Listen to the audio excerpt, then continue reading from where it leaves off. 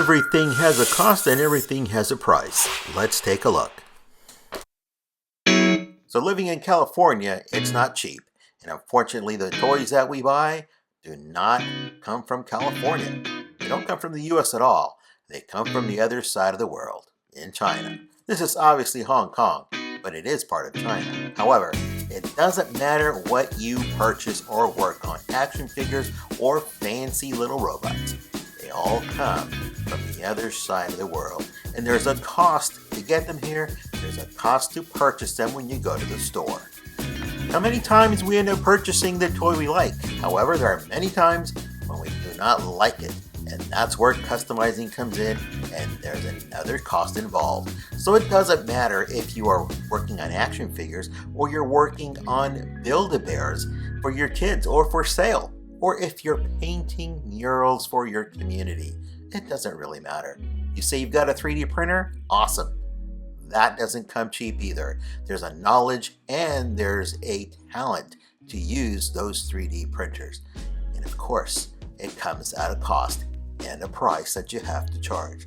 So in all this, what do you charge? There's money involved in everything. What is the cost of producing what you want to do? What is the money that you ask for when you're ready to turn it in and you are proud of your work? Well, it really falls down to where you live and what your costs are going to be and what your costs are now. So many times we're afraid to ask for the money because we feel that we're either overcharging or we're just not sure what to charge. So it doesn't matter if you're an artist. You don't want to be a starting artist. You want to be an artist that can live off of what you have, or at least get a supplemental income, or at least cover your cost. So you need to take into account all kinds of little things, anywhere from the cost of living to the cost of your materials, whether you're painting with acrylics or with oils or with lacquers, or if you're using an airbrush. There's gonna be a price to be able to complete your project. And it's either gonna come out of your pocket or you're gonna have to charge up front. There's a cost for putting in a light in that cigar for Lobo. That didn't come free. There was time involved. There was a cost to produce this diorama inside a van for Ninja Turtles' new 6 van. That action figure didn't come free. That was produced from scratch. Everything came together under planning and an expense of buying materials. But there's no way to produce this if you don't spend the money. And there's no way you're going to sell it if you don't charge up front what is fair and what is true. And unfortunately, when it's a specific job like this, there are costs involved. There's materials, how many parts, how much time and labor. There's tools, there's airbrushing, there's 3D printing, there's actual hand brushes, there's the paint you're going to use, there's even resin. And get this, in production, there's also your car, your gas, your insurance, your shipping. And then there's living expenses, whether it's rent or mortgage, electrical, your heating and water. And the best, most expensive is knowledge. It doesn't matter if you live in California or if you live on the other side of the world. When we want a bargain, we find it, we see it, we buy it. We're all bargain hunting. I understood. However, even when we're going out to eat, we're bargain hunting, but we still want to buy what's good for us and that actually looks good and edible. And that comes at a price many times. So it doesn't matter how much planning you do, we're not going to get away from cost or pricing. So it's best to do it correctly. Even this video has a cost to it. I've got to sit down and produce it. I've got to gather material. It doesn't just come free. So whether you're producing and sewing a cake for somebody, you really need to know why you're charging $15 or $20 or $45 for a custom wired cake. And if you're purchasing something from a customizer, you need to understand all of the steps that are involved to produce what then is delivered into your hand. There's a long story behind that action figure, behind that cake, behind that 3D printing, especially when the figure does not exist. Every single thing has to be produced, even in something like this that is already produced.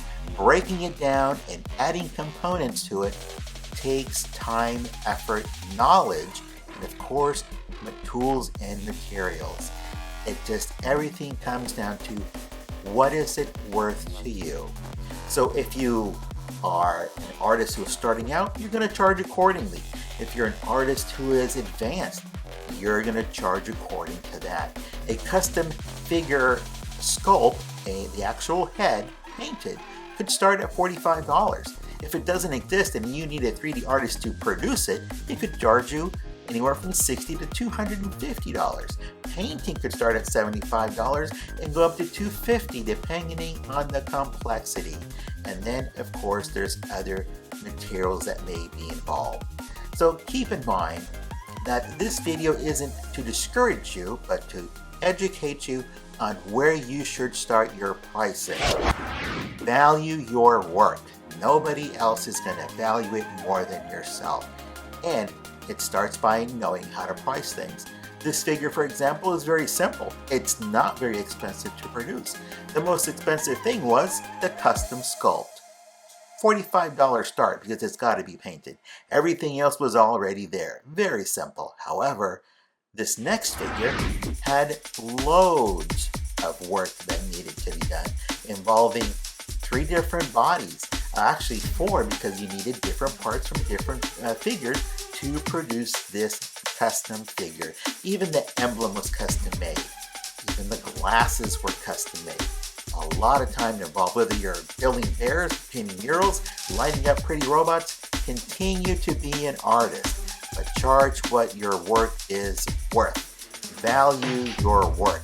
Learn and understand how money is involved in your project and what you need to cover costs, and then keep producing even more work. Don't be afraid to ask what you need to cover the cost and continue to be able to produce work for others.